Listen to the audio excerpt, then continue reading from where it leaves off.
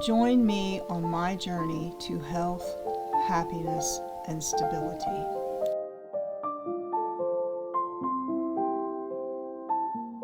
If you classify as a highly sensitive person or a neurodivergent, you have no doubt heard of the words, why can't you just be normal? Why can't you just get over it? Why can't you just be normal? Well, in this video, I am going to attempt to break down why that has been said to us, what it means, and how should we take that? How should we process that? As a disclaimer, I would like to say that I am not a trained therapist. I have not gone to school to be a counselor. I am not a psychologist, and neither do I have a degree in any of the above. If you need help, you need to, especially counseling therapy, you do need to go to a licensed therapist, counselor, or psychiatrist for help.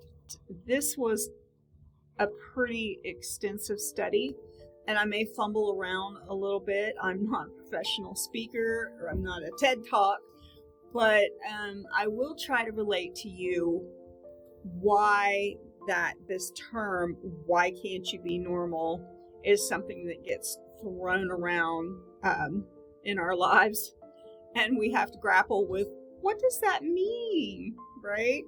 Why can't you be normal? I would really like to know the percentage of us highly sensitive people.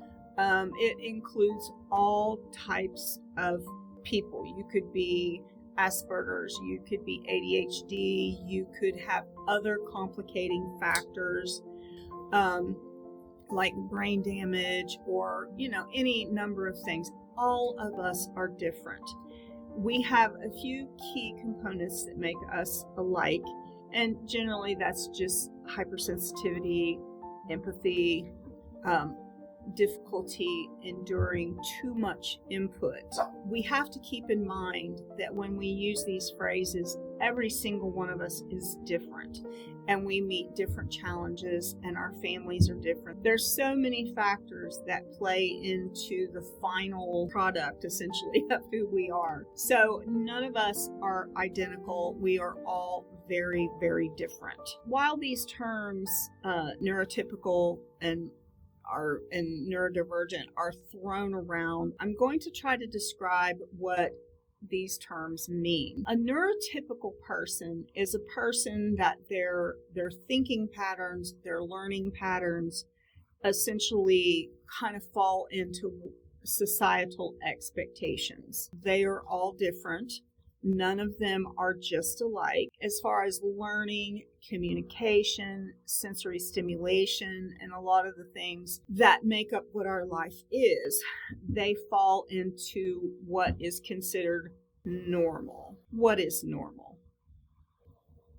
That is a very vague and nonsensical term for me. What is normal? We all have our own normal.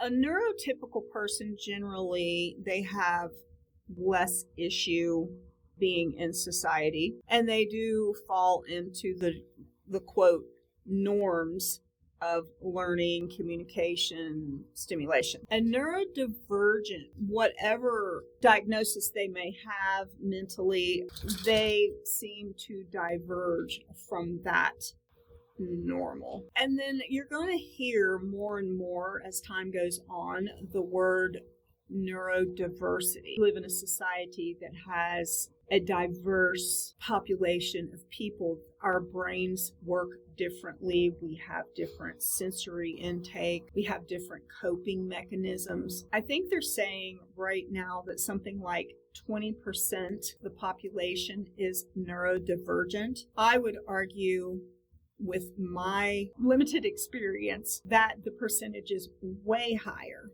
It is a spectrum. There are people that are more neurotypical. There are people that are more neurodivergent. But essentially, when you hear the word neurodiversity, it means that we are in a society where there's both. And I might add that as it We grow in population. We are evolving as humans in a way that's going to give society stability. And to just touch lightly on what a neurodivergent, generally the differences in them, and these are strengths, I will add. They are more empathetic, more considerate, and kind generally. Now, these are general thoughts towards this. If you have been a hypersensitive person and you've lived in a household that could have been abusive, could have given you a lot of condemnation, you may not be as empathetic or considerate. But generally, a neurodivergent person is more empathetic. I've touched on this before. They have sensory issues. They have social issues. They are highly focused. They will have passions and attentiveness to certain things that they're passionate about, which may draw them away from being actually conscious of other things around them. It may make them seem as if that they have attention deficit, when actually they don't have an attention deficit. They actually are just focused on something that's majorly important to them. Some of the challenges they may have are, of course, social issues. They may have family struggles. They may struggle to understand what people expect of them. They may have trouble keeping jobs and understanding the expectations of a workplace, or they may have trouble understanding what their responsibilities are. They have these sensory issues where, it's difficult for light, sound, touch. There are many challenges that they do face. But as we talk through this, I want to bring light to something that I have been considering for a very long time, in that I feel like as there becomes more and more highly sensitive people, that this is life's way of essentially upgrading the world. And if you look at it, I know that there are people that argue that this is the worst day and age we've ever lived in. They'll say it's more sinful, it's more corrupt, it's more evil. Well, there's always been evil, there's always been corruption, there's always been wickedness, however you want to phrase it. There's always been bad. But if you want to compare now, and this may be a little bit controversial, but if you want to compare now with medieval times, or if you want to compare it with Victorian times or Wild West days, let's think about some of the things that happened during those times. In medieval times, generally, there was, in the past, there was an emphasis on if you did wrong, you were going to have corporal punishment. So it wasn't uncommon for a child, a hungry child, mind you, and if you're hypersensitive and this hurts you, try to prepare yourself for some of this graphic detail. But in past times, especially long time ago, if a hungry child stole a loaf of bread, they could have their hand cut off. I'm not going to go into this too deep because it is quite sensitive. The common way of doing things was beheading and war and all kinds of really, really just bloody, gruesome things that went on. And even, 100 years ago or 200 years ago, the punishments were severe. And if there were hangings, a whole family might go out with their little children to watch the hanging. Listen, I am a student of history, and I tell people all the time, if you think this is the worst day and age that has ever been, you are not a student of history. Now, I'm going to let that go because that is like really uncomfortable to think about, all the horrible things that have happened in history. But I see our future as becoming more empathetic, more considerate, more artistic, more cultured, more refined, a softer, slower way of living. Now, while I'm a historian, I'm also sort of a futurist, and I don't want to interject too much of my personal opinions in this. But I just want to say this. I do feel like that highly sensitive people are going to take us forward into an age of improvement. And I will expound on that later, why I think that that's so. Okay, going back to the phrase, why can't you just be normal? We're going to talk, most of the time that comes from a neurotypical person. It may come from a parent, it may come from, an employer, it may come from, quote, friends, or other people that for some reason are kind of tired of your different way of approaching life. Speaking of the neurotypical person, and we all know them, but they have a certain steady path. So they will have developmental milestones that they reach, and they tend to reach these developmental milestones at the right age. They seem to, even if they don't excel, they seem to like meet the typical standard of what people expect. They may not fall into that category of a slow learner or need an IEP at school. So, they reach these benchmarks at what society thinks should be normal. They tend to have social and organizational skills that don't draw attention to themselves. They get along quite well socially. They don't have a poor filing system in their head. They seem to be able to stay focused on what, quote, is expected. And they also have a certain sensory tolerance. While we may, as highly sensitive people, we may suffer at seeing certain things, they might not be as affected. They could watch the news, they could watch, maybe graphic horror shows, and they just don't get affected by it, where we would be, greatly affected because we are highly sensitive. A neurotypical person can also have a certain amount of adaptability that may be more difficult for us. They may adapt to a new workspace very easily. They may adapt to a new place to live or a new church or a new school, and they don't seem to have any huge hiccups when it comes to this kind of thing.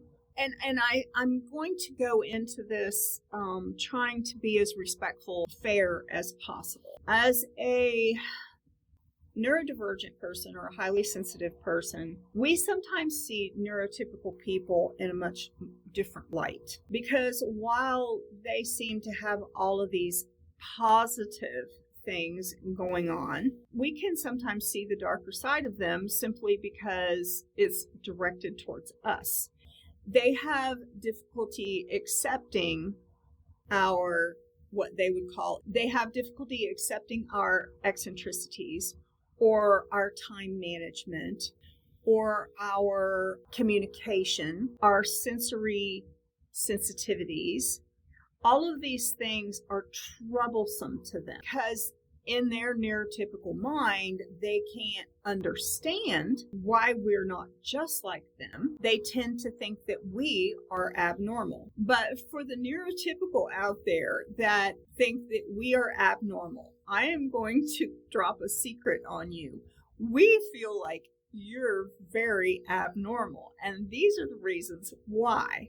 We see you as insensitive. Again, I want to say these are very general terms. Not every neurotypical person will have all of these things going on. A highly sensitive person, we often see neurotypical people as judgmental, insensitive to others' feelings. They come across as harsh. They say things that are hurtful, and they tend to condemn us for things that we are virtually incapable of changing, because this is the way our brain is wired.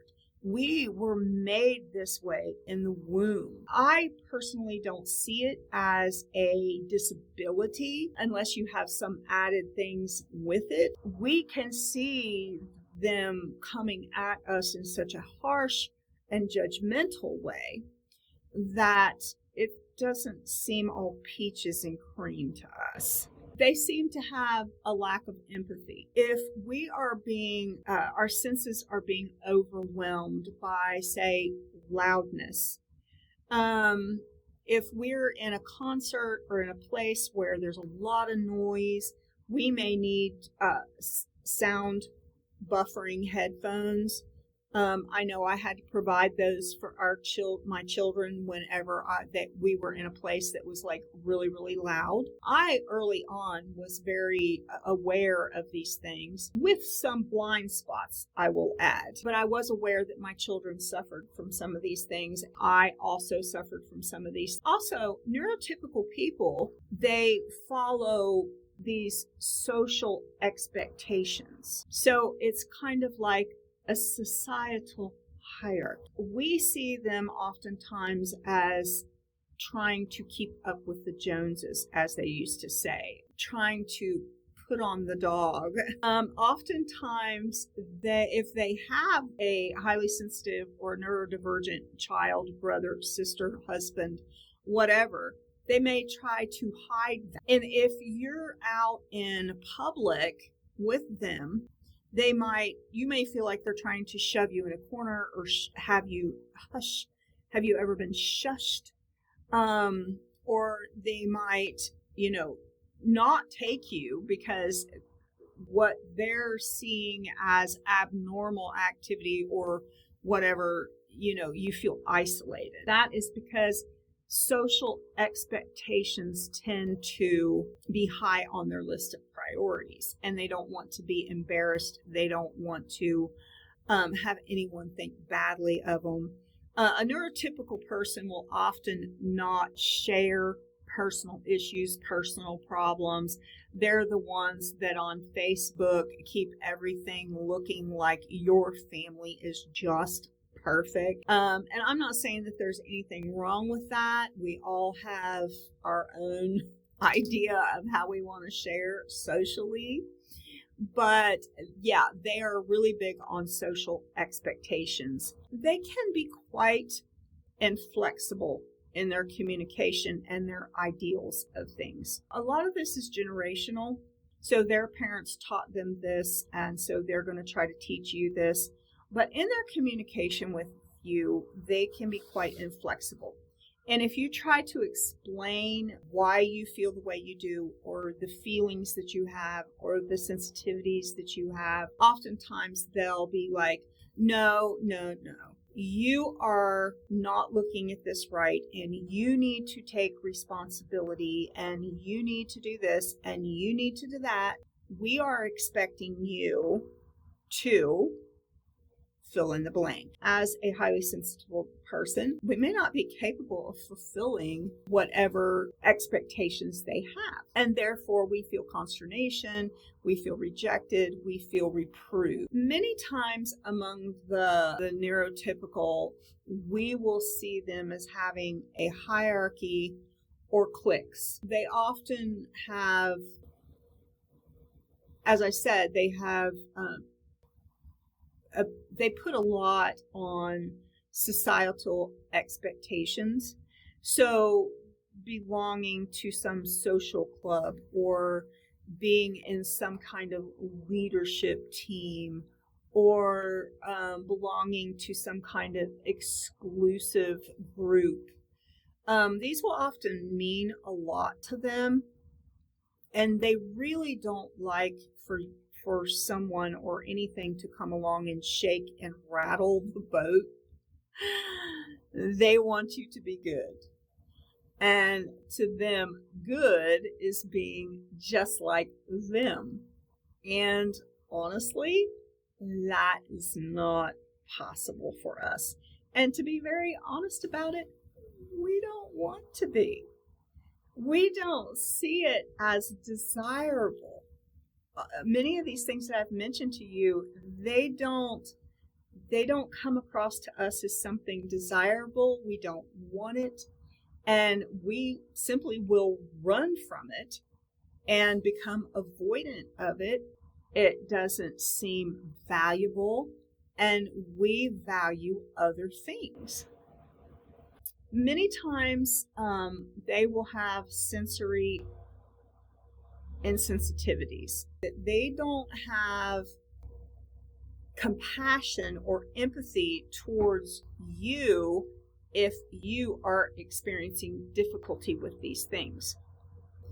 And if we could know the number of times that you're told, just get over it already. That is so sad. Just get over it. We are in an evolving society, and the landscape is shifting more and more. And more parents are realizing that their children are of a more sensitive nature. Now, I was raised in a way where my parents were young during World War II. They remember the Depression. They remember the hardships. They remember the war. And they came out of that era feeling very stern. They had acquired a hardness, a toughness that they wanted to transfer to us but it's survival of the fittest. And if you couldn't toughen up and meet the expectations of whatever was coming your way, you were considered weak and prey. And you could be taken advantage of by people that had less moral intentions. I've experienced that personally, and I'm sure many of you have. That generation, my parents' generation, and my mother was born in 1928 and died in 2019, I think. She faced all of that really harsh times. Left home at 14, had to go to work immediately, and was not given a lot in the way of comforts in that respect. So she had to provide for herself very early on. And she expected her children to essentially do the same thing. It wasn't being a bad mother. It's just, you get this done, and there's no leeway. So even and this is something I was going to touch on, I was very early aware of being hypersensitive, but because of the way I was raised, I had learned behaviors that made me be more harsh and less understanding on my children.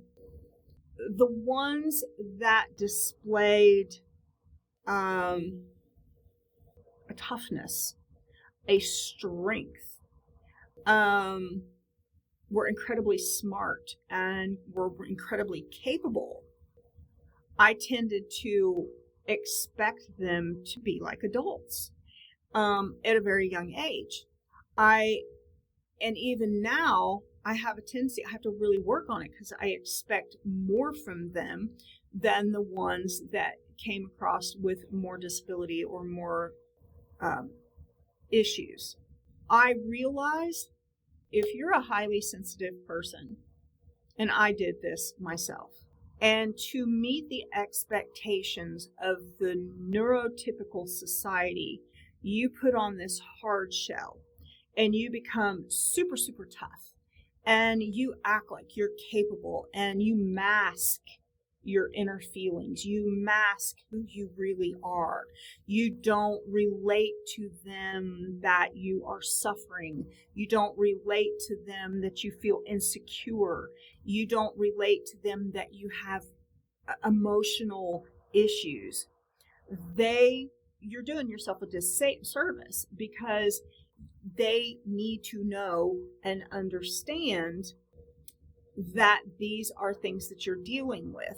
Now, back in the day when I was growing up, that was sort of the way that you coped with it. You just masked all of your insecurities because you would be made fun of, you would be punished, you would be rejected, ignored. You became the scapegoat. If you opened your mouth related to family, friends, or school that certain things weren't right, you would be scapegoated. If you became the one that said, there's just something not right here, and this could be something that just the entire family just jumps on it and you become the scapegoat. So back in the day, it was really important that you keep your mouth shut. You hide all of this stuff.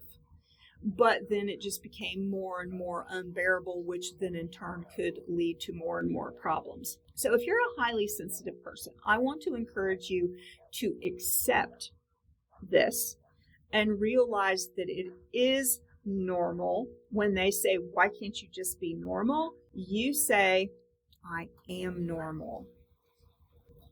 And maybe I'm just a smarty pants, but maybe they're the ones that aren't exactly normal. Okay, you can tell that I've dealt with this a lot, and I hope I'm not coming across as having a bad attitude, but neurotypical people can really get on my last nerves at times. As I said, the landscape of society is changing. I mean, there are so many aspects of society that are changing. As society evolves and the landscape moves and shifts and people become more understanding of highly sensitive people and the more creative side, the more soft side, the sensitivities, the empathy, we need and we already are moving back towards the slow living, the ambience of quietness. I think that society will start realizing the value in this. And it's already getting to the point where seeing somebody as highly sensitive as being some kind of disability is almost a ridiculous notion, because there's so many of us now. A lot of it is stemming from just rejecting the harshness that we have had to face. Parents that are neurotypical oftentimes have been so hard on their children that it's really wounded them to the point where estrangement is at epidemic levels. Cutting off ties with family that is neurotypical and they've been critical, and that's not even going into entire families that become narcissistic because of the harsh treatment. And so this is all stuff that we can get into later. As highly sensitive people, we have to protect ourselves. And sometimes this means backing away from people that are excessively harsh, hurtful, criticizing. But imagine a world where highly sensitive people and neurodivergent people are the norm.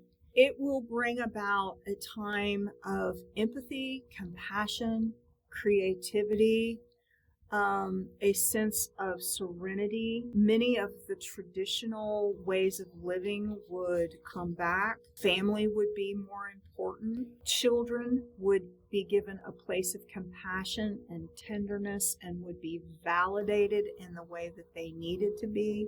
I'm not talking perfection. The attentiveness to not want to hurt people and to especially validate and care for our children, especially when we see that they are more sensitive. And also to teach our children that are more neurotypical and hardcore to respect and value this in other people. So I am hopeful that going forward, more awareness will come about, and already there are groups that advocate for neurodiversity in workplaces. We have all faced these things. And why can't you just be normal? Well, I'm going to tell you, we are normal, and maybe more normal than neurotypical people are, because we feel our humanity. So if you want to know why these things have been said to you, it's because they don't understand. They can't grasp that the way that they've been raised, the way they've been taught, the way that things have always been, that someone comes along and changes it up and says, no, I don't like loud music. No, I don't like bright lights. I don't like people that scream in my face. And therefore, if the atmosphere doesn't change, I will go to my room and I will find my safe space, and I will not come out until I feel safe, because it's all about us feeling safe. So I am going to say, I hope you enjoyed this. Like, subscribe, comment, and even share. I would really appreciate it if you would share my videos, share my channel. I have so many questions in my own life how to deal with things. I am dealing with my past as I know you are. We have things that we are still unpacking and processing from our childhood. And like I said, I'm 64 years old, and I'm still unpacking some of the things that happened, some of the things that were said to me. This is an ongoing process. I am enjoying finding out who I really am and how to be my very best authentic self. I'm enjoying accepting myself and even looking at myself as normal, and maybe they're the ones that aren't normal, and looking forward to a world where there's more highly sensitive people that actually have empathy and have a caring nature. So as I said, I would really appreciate it if you like, subscribe, comment, share my videos, and I'm going to say goodbye, and I'll see you in the next video.